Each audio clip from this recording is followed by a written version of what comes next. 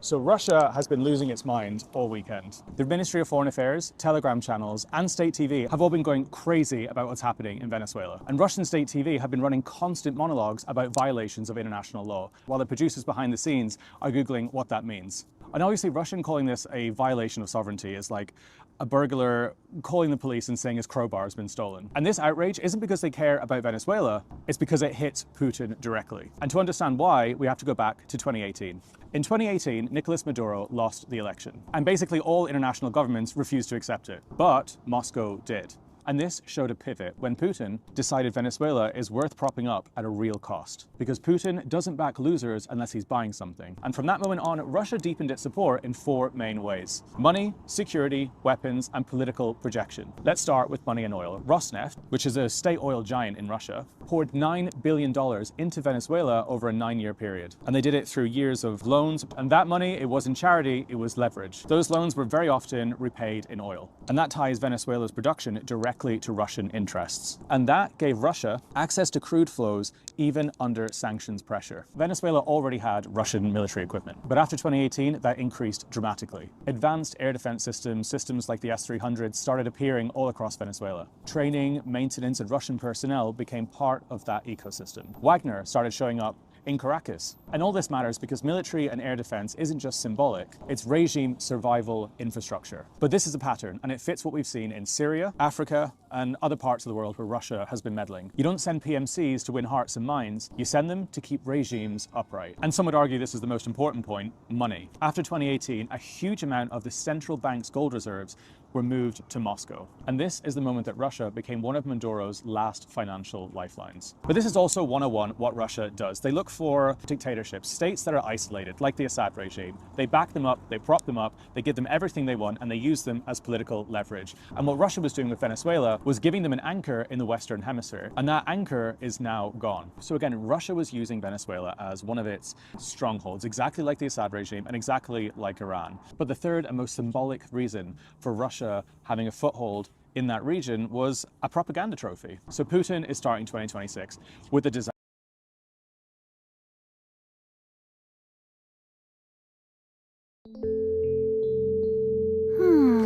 Interesting. Hey, Romina! Is there anything you want? I wouldn't mind some dim sum right now. Which place does the best dim sum? I heard it's a place called Hong Kong. Let's go, Gurigo! Coming. Where are you, Hong Kong? Come on out! Come on out! Dim sum! Dim sum! Hong Kong! Hong Kong! Dim sum! Dim sum! Hong Kong!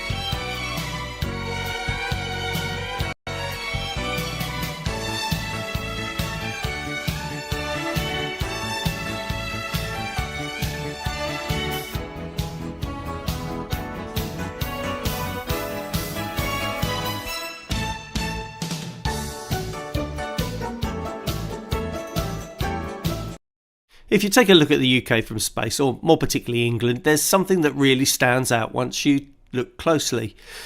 There's a weird, long, unusually straight line cutting right across the landscape. It doesn't seem to follow a road, it doesn't even seem to follow a river, and at first glance, it doesn't really make much sense at all.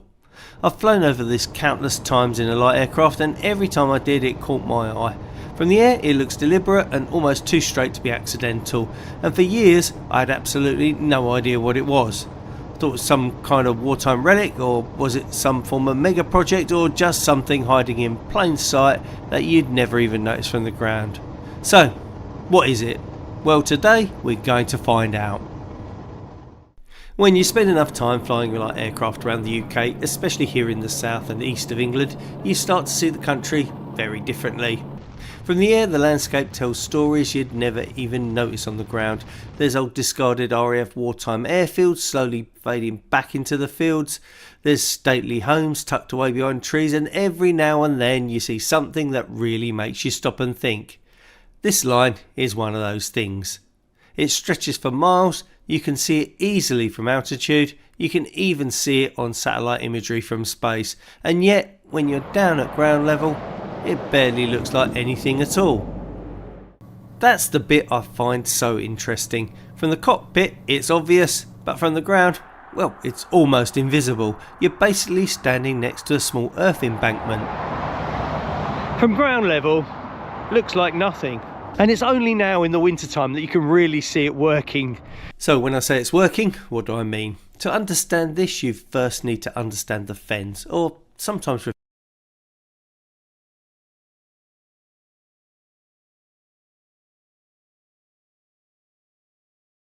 My name is Ty Madison Trump.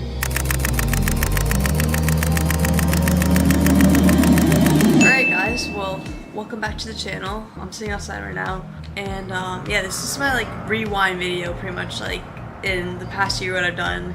And honestly, this is also a video where it's like I'm talking about like the start of my YouTube channel until now. I mean, pretty much I'm just gonna talk about what everything has looked like for the past year, and there's gonna be clips and whatnot. But if you guys have not already, make sure you guys like and subscribe and hit the like button, and for more videos in the future and whatnot. So, the first thing I have on the list is the inauguration. That was huge. My grandpa became president. It was such a big moment in my life, and all my siblings' lives and just our family. I'm obviously very happy for him and proud of him for everything he's done. It was a really cool experience, and I was so lucky that I was able to actually film it for you guys and put content out of the inauguration, which was really, really cool. It's kind of cool because like those videos I guess you like look back on. Pretty much the inauguration was huge last January, and then obviously golf moments, TaylorMade, playing with Garrett, doing video with my dad and whatnot, and then also the UFC event with my grandpa, which was really, really cool. F1 Miami, Final Four, I have it all written out. Trips with my friends, traveling to New York City 2 times, Bahamas with Emma, and then Texas with the Clicks collab, which was actually really fun and quite interesting. And then obviously my senior year, putting that out there was really, really cool, especially with prom the year, last year, or not really last year, but last school year, my junior year prom, homecoming, surprising Emma with her brand new hot pink Bronco, which was really cool. Then launching my merch at the White House, looked obviously really cool as well. Golfing with Grandpa, I mean, I think that was a really cool video to do, and I enjoyed it a lot just because people don't really often see that side of him that I see, and it was really, really cool to show that to everyone and make video out of it. And obviously, you know, playing with him and whatnot, it's always so special, especially in DC. One of the coolest things ever was the Ryder Cup. I enjoyed my time so much at the Ryder Cup. It was one of the coolest experiences I've ever had, and especially from a golfer standpoint, it was just sick to be there and awesome. So I really enjoyed that. So I made a video that I'm gonna watch over and react to, and you guys will see that as well. So let me look at this video. I am very nervous. The past 5 days I have been so nervous. Like I feel like I've had butterflies in my stomach for so long. Hopefully it wins, brings it home. That's a great picture. Family? You got it? So we didn't really get to film the end because he won and we were just celebrating my family, and it was just a really special moment for all of us. It made me tear up, like after him winning Pennsylvania, like I just started like tearing up knowing that he made it and he finally just fought back and he won the race. And I'm really excited to see what he's gonna do for the next few years. I think he's gonna kill it. Every single thing he does, he puts 100% of his effort into it, and I think he's gonna do an amazing job, and he deserves this more than anyone in the whole world. So I'm seeing clips from election night. I gotta say, I was so nervous that night. It was really, really nerve-wracking, but I had a like, not a weird gut feeling, but I had a gut feeling that he was gonna win. And it was really cool just to be there with my friends, and like, now being older, like, it means so much more to me than when I was younger. So it was really cool to see that and with everyone. One thing I have to say is I look so much younger. I don't know if I've aged a lot, but geez, I look so much younger there. It's crazy.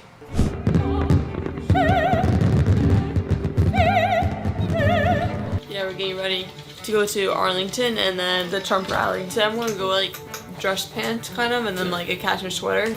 Alright, so at the inauguration, when I had to get up early and do my hair and makeup every day, that was rough. I remember being so tired. Coffee, energy drinks, everything did not work. I was so tired. And I was so lucky to have Emma there, Riley, and Alan. It was really, really cool. Me and Riley were actually talking about that today because we hung out. And we were talking about how cool the inauguration was and how cold it was. It was so cold. I've never been more cold in my entire life. Like walking outside in a dress when it's like 2 degrees, it's insane. Terrible. It was so cold. Oh. I have to introduce a young lady. Thank you all for the support for the past decade, and we're looking forward to the next 4 years, and God bless America. Thank you. This one's for the bowl too. This is Sherry Hill. She sent me some dresses and they're amazing, but I think all these, my ball gowns are Sherry Hill. So in this clip, I'm looking at my inauguration dress. That dress was so beautiful. Like I've never wore such a nice dress in my entire life. It was really nice. Kai, you look so pretty. What's the rating of this dress out of the 3? 10. They're all 10s. Honestly, they all look amazing. This is gorgeous. They all look beautiful. Really I like them all. So now we're gonna head to the candlelight dinner and see what's up with everyone and do like our last little dinner before the inauguration tomorrow, and then tomorrow's really the big day. We're at the Capitol right now. Let's do this. I love this little Smurf so much, and I'm so proud of her. I jumped her yesterday to ask if she wanted to speak in front of like 25,000 people randomly live, and she absolutely crushed it like she always does, so I'm very proud of her. So now we're gonna go down right now to watch my grandpa get sworn in. We'll see how much we can film. Obviously, it's like very private right now, so yeah, we gotta go. Another famous one. How about Ty? Stand up now.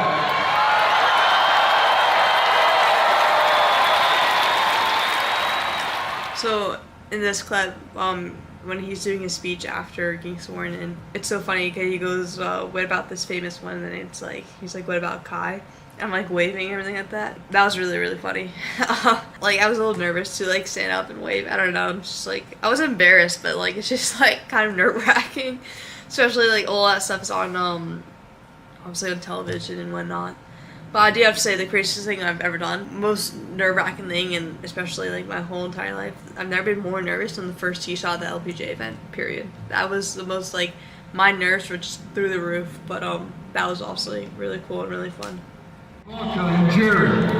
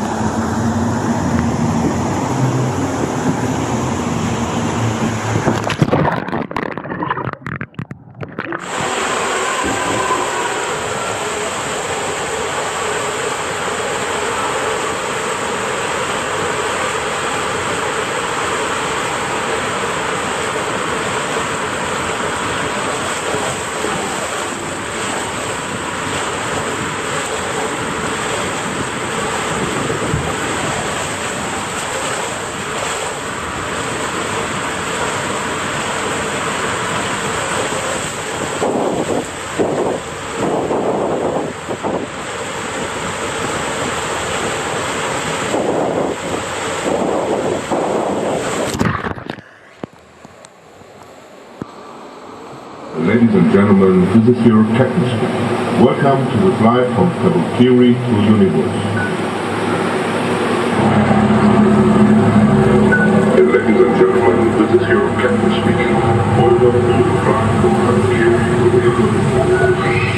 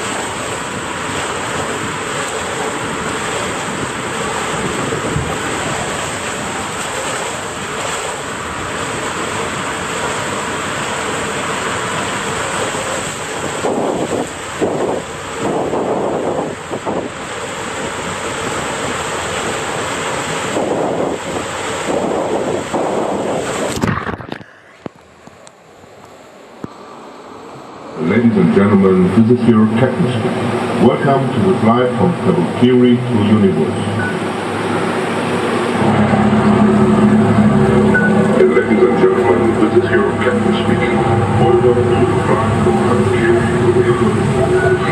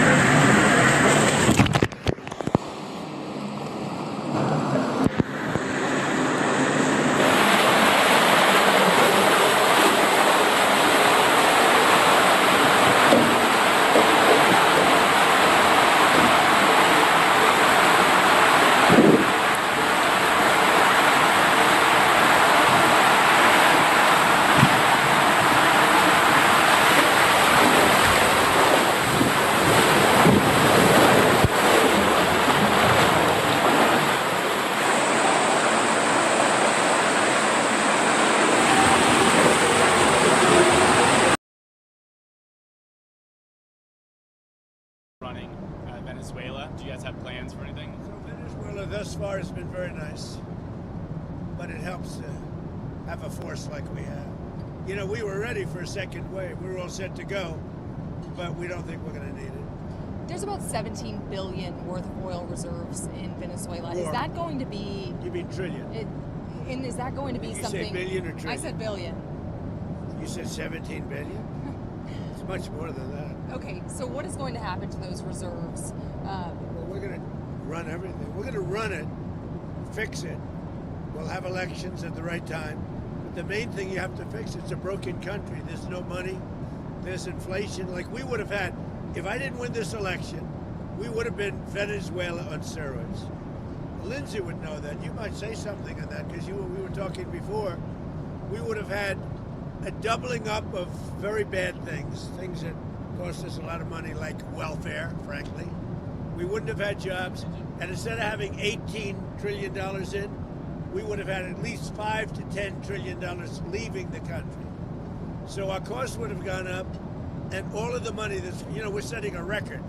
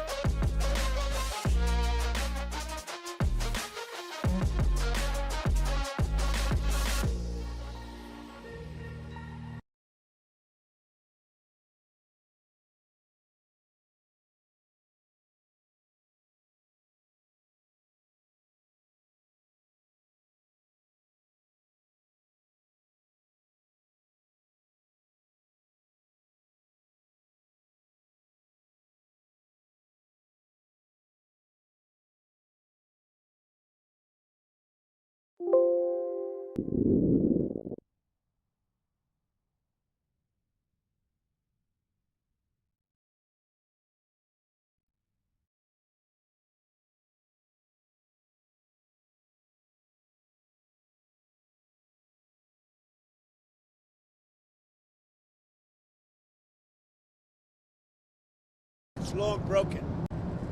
You know, we had Venezuela, we have Cuba, we have Colombia in our backyard. And these three countries have been condemned ever since I've been in politics. Joe Biden put a $25 billion bounty on Maduro's head. Chris Smith, the day he got inaugurated, said, I hope Trump will hold Maduro's feet to the fire. You did. So what has he done? He's going to clear our backyard of a drug caliphate, countries run by narco-terrorist dictators who murder, rape, send drugs into our country to kill thousands of our citizens. To my Democratic friends, you should be celebrating this. When bin Laden went down, I was the first to applaud President Obama. This was one of the most sophisticated military operations in the history of the country. What they were able to do was amazing. They knew we were coming. We had a good part of the Navy, and they were able to capture this man alive. No military in the world could have done it. And as to this commander-in-chief, he did something people talked about doing. You just wait for Cuba. Cuba is a communist dictatorship that's killed priests and nuns. They've preyed on their own people. Their days are numbered. We're going to wake up one day, I hope in 26, in our backyard, we're going to have allies in these countries doing business with America, not narco-terrorist dictators killing Americans. This is a big frigging day. And everybody in the world is thinking differently than they were just a few days ago because of what you did. By the way, you know, you mentioned something that's interesting. Lindsay mentioned bin Laden. You know, I wrote about bin Laden 1 year before the attack on the World Trade Center. And I said, you got to go after bin Laden. It was in my book. And very few people want to say that, but it was in my book. You know that, I think. You've actually talked about it. But if they would have listened to me, they would have taken out bin Laden, and you wouldn't have had the World Trade Center tragedy. Yeah, this is certainly going. Did you know that? I predicted bin Laden. I learn something every day. No, but did you hear that? Well, I didn't know. I just heard it right now. No, I wrote a book. It was 1 year before the attack that the book came out, and it talked about, there's a whole page, a whole section dedicated to a guy named bin Laden who's a bad guy who you have to take out. So, I'll get the book. But right after the election, he told me, I'm going to clean up our backyard. Now, this was before he took office. This is one of the president's priorities, is to make sure that people in our backyard, narco-terrorist states, will not continue to kill Americans without the number of people that will be alive today because Venezuela will be in different hands is going to be tens of thousands. This is something to be celebrated, whether you like him or not. Not just Venezuela. It's what's coming out of Venezuela in the form of ocean-going and Gulf-going and sea-going boats. Every time we knock out a boat, and we've done a lot of them, we did 3 over the last few days, they're very rare now. You don't see too many of them. Hard to recruit. But drugs by sea are down 97%. Think of that. And now we're going to stop them by land, too. The land is easy.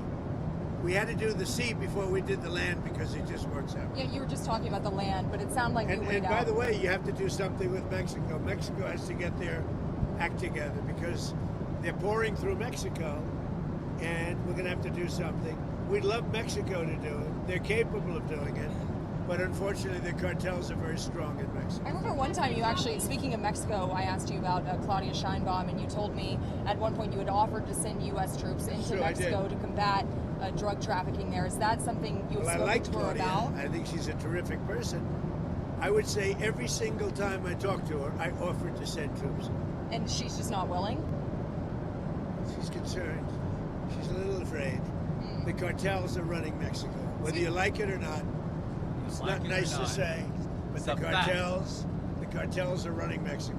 Yes, speaking of those U.S. troops, I mean, one thing that Americans and a lot of people are wondering, you just sounded like you weighed out another strike, another land strike at least in Venezuela. You sound like you weighed that out. But Well, we didn't need it. We were prepared to do a second strike if we needed it. We're totally prepared. But that's off We're the still table. prepared. That's off the table now. No, it's not. If they don't behave, we will do a second strike. Will you demand The that the question is Venezuelans that the American troops, are they going to be on the ground? They're doing any kind of peacekeeping? I think Americans are very... It depends on what happens. It depends a little bit on the new administration, if you want to call it. So if you see that pushback from Rodriguez and ultimately... Well, I don't think there was pushback. I think that... She called it... You hear a different person than I hear. Really? So you have spoken with her? We talked to them, yeah. Oh, you did speak with her? They've been very good. Because she called it kidnapping of Maduro. It's all right. It's not a bad term. Go ahead. No, are you going to demand that Delcy Rodriguez let opposition figures return or free any political prisoners? We haven't gotten to that yet. Right now, what we want to do is fix up the oil, fix up the country, bring the country back, and then have elections. Now, is it fair? We better bring the country back. Otherwise, you're gonna have a mess that's so bad. It was really bad. It's going to get a lot worse unless we go in and fix it. Is the U.S. going to reopen its embassy in Caracas or get the DEA? We're thinking about it. We've been asked to do it. You We've actually been asked to do it. Do you think you had Putin and on the phone, of course, and then Zelensky at Mar-a-Lago? Yeah. You told me that Numerous times. You told me that your New Year's resolution was peace on earth. Do you think that 2026, if you could set a deadline of when the Russia-Ukraine war... I don't do deadlines, but I would say that, like as an example, Thailand and Cambodia. Well, I was very proud of that. Wait a minute. And they started up again and they got it solved. Where does it I give actually myself stand? 1/4 of a point for that. So now I'm 8 1/4 points because they started up Thailand and Cambodia and now it's okay. So where does it actually stand between Russia I think and we'll have a Ukraine deal right now? at some point, hopefully in the not too distant. So I don't know if you saw the numbers just came out. 30,000 soldiers were killed this current month. And there was that intelligence... 30,000. 27,000 the month before. You and Senator Graham discussed additional Russia sanctions. We discuss it all the time. There's nothing else I talk to him. I don't consider him very exciting to talk to, except when we're talking about legislation. And we talk about legislation all the time. You think that's an exciting relationship? It's not. But we talk a lot about legislation, and we have great legislation coming. You want to tell them? So the tariff bill, so here's what I believe. I don't think we could have secured the border without the threat of tariffs. I don't think we'd have a European trade deal without the threat of tariffs. So if you want to end this conflict, then put pressure on Putin's customers. He sanctioned the 2 largest oil companies in Russia, which is the biggest pressure anybody's put on Putin since the war started. But we have 85 co-sponsors to give this president... It's hurting Russia very bad, the sanctions. Oh, yeah. So this bill would allow... And India also is pulled. Yes, sir. So he put a 25% tariff on India for buying Russian oil. I was at the Indian ambassador's house about a month ago, and all he wanted to talk about is how they're buying less Russian oil.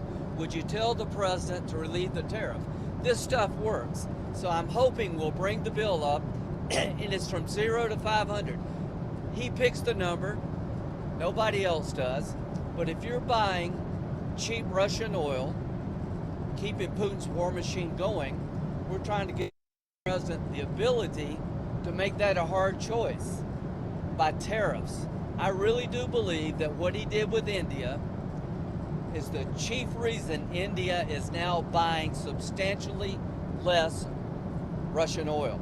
So I hope we pass this bill soon. And after this... They wanted to make me happy, basically. He wanted to... Modi's a very good man. Yes. He's a good guy. He knew I was not happy, and it was important to make me happy. They do trade. Yeah. And we can raise tariffs on them very quickly, and it would be People are very afraid bad of that. for them. All of that to say, you told me you weren't very thrilled. And I'll tell you something, the Russian economy is lousy, but what's really lousy is the Venezuelan economy. The Venezuelan economy is, I think, the worst economy I've ever seen. If you look at inflation, things are doubling every day. Stolen line. It's a disaster. We got to fix the country fast. President Trump, are there going to be any more? You said the oil companies companies are going to go in there. Are there any other companies that you've talked to about dealing with Venezuela? Maybe Mr. Lutnick could talk about that. Are there any other corporations, entities outside of oil? Outside of the oil business. Like who? Well, the oil business, yes, but outside, yes. Howard, you want to So you have steel, you have minerals, right? All the critical minerals. They have a great mining history that's gone rusty. So steel, aluminum, minerals, I mean, this is all, it's a rich, it was once upon a time one of the great economies and cultures of the world, and it was destroyed, and now President Trump is going to fix it and bring it back for the Venezuela. But it's not easy. It's really gone bad. But it's got potential. What? Maybe any rare earth minerals? But everybody has rare earth. Rare earth is not rare. What's rare is the processing. We're doing processing plants. There's no such thing as rare earth. The rare earth is everywhere. What isn't everywhere is Consider the it stopped. of rare earth. What's on your mind? We have a lot of You're places welcome. going up right now. One thing we haven't heard you specifically react to is the Minnesota fraud that we've seen play out. Well, it just doesn't get worse. I've reacted. It's almost not even believable. This very stupid, low IQ governor, he's a very stupid man, because I had a campaign against him with JD, and he's a stupid man, and he's a corrupt politician. Take a dive into my eyes. Yeah, the eyes of a lioness. Feel the power, they can lie. A little look, a little touch. You know the power of silence. Yeah, keep it up, keep it up. I was looking for some highs, yeah. Till I got it, does it you? You got me belly can fly, yeah. 'Cause I'm way up and I ain't coming down. Keep taking me higher. Yeah. 'Cause I'm burning up and I ain't cooling down. Yeah, I got the fire. Yeah. Fuego. Fuego.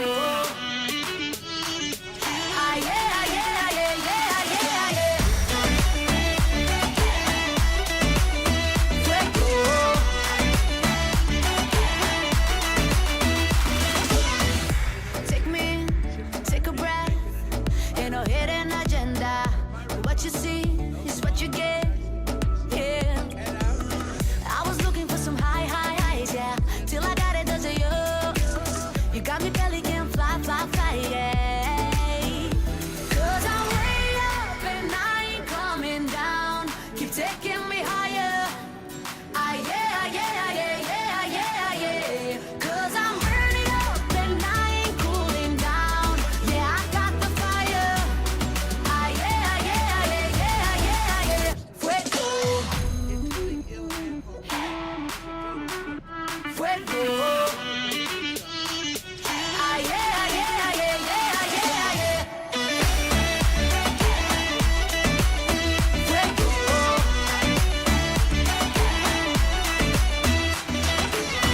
Oh, your love is like wildfire.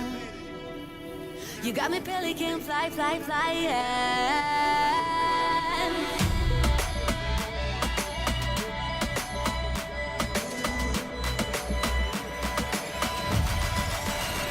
'Cause I'm way up and I ain't coming down. You're taking me higher. Yeah. 'Cause I'm burning up and I ain't cooling down. Yeah, I got the fire. Yeah. Fuego. Fuego. Yeah. Same thing with Gavin Newsom. If we didn't go in to Los Angeles 7 months ago when they had the riots, even the police commission, the head of the police, said if we didn't have the federal government go in, we would have lost total control of the city of Los Angeles, and they would have had to cancel the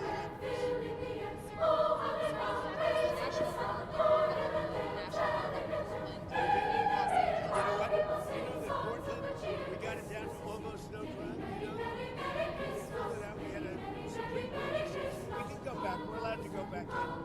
But we'll go back in with the crime starts. Look, crime will soon start because they now know that we're out. And at the appropriate time, we'll go back in, and we may, if we're allowed to, the most powerful thing we haven't used, the Insurrection Act. Considering using the Insurrection Act. But we haven't needed it. 48% of the presidents of this country have used it. Bush used it, I think, 22 times or something. I mean, Bush the elder. Short term, next 2 weeks, what do you need from Delcy Rodriguez? You threatened Delcy. Total access. We need total access. We need access to the oil and to other things in their country that allow us to rebuild their country. What other things? A lot of things. Roads that aren't built, bridges that are falling down. Yeah, bridges that are falling down, nobody can go anywhere. How did we come up to Greenland? Against Greenland. Venezuela, Russia, Ukraine. Don't worry about Greenland in about 2 months.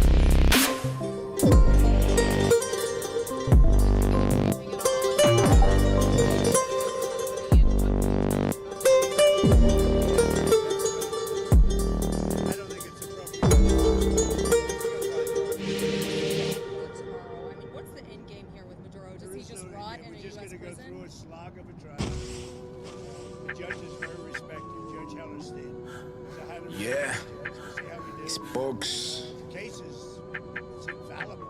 Listen, People are so happy. yo, look.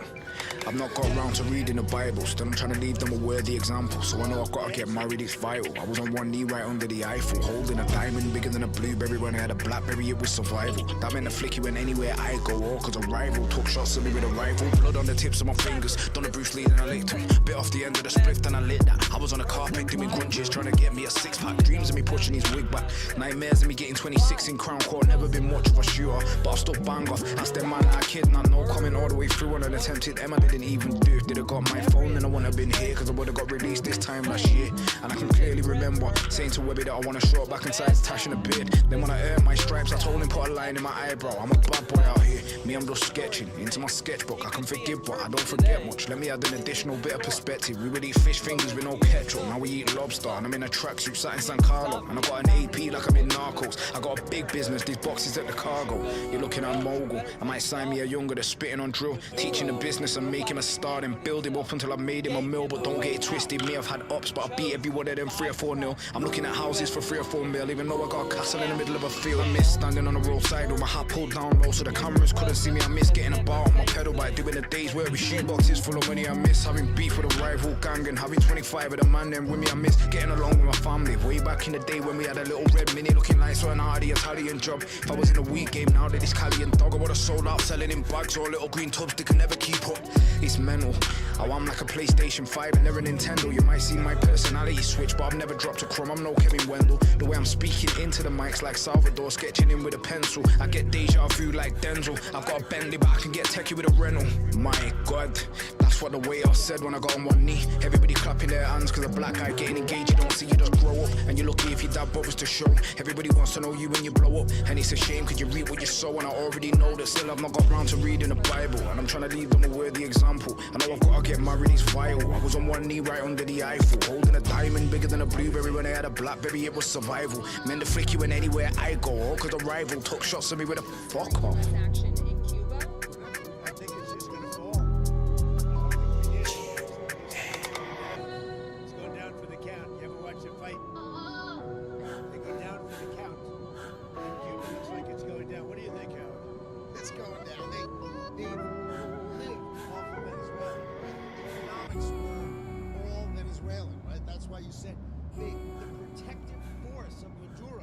Was Cuban, right? They were Cuban guards, so they were just paying Cuban. Je suis né ce matin, je m'appelle Merci. Every single drug addict from Maduro's country, au milieu de la mer, entre deux pays.